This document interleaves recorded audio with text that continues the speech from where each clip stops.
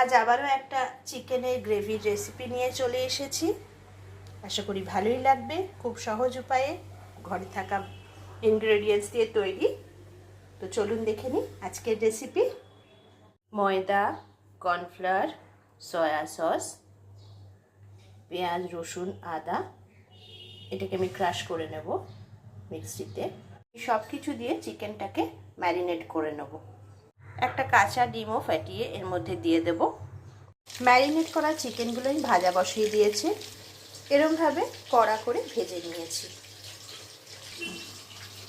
কিছু রসুনকে কুচি করে নিয়েছি, কিছু লঙ্কাকে কুচি করে নিয়েছি। এছাড়া তো পেঁয়াজ রসুনের পেস্ট আছেই।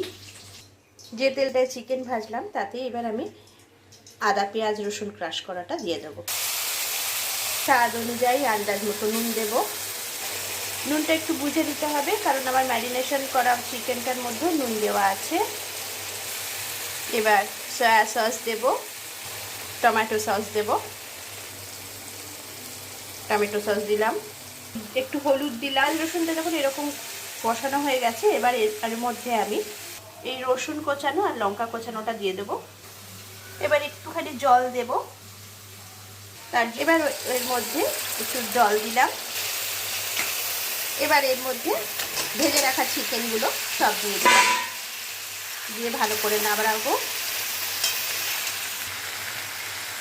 এবার যে বাটিটাতে আমি চিকেনটা ম্যারিনেট করেছিলাম সেখানে 1 চামচ মতো কর্নফ্লাওয়ার দিয়ে এর মধ্যে জল দিয়ে এই জলটাকে এর মধ্যে দিয়ে দেব।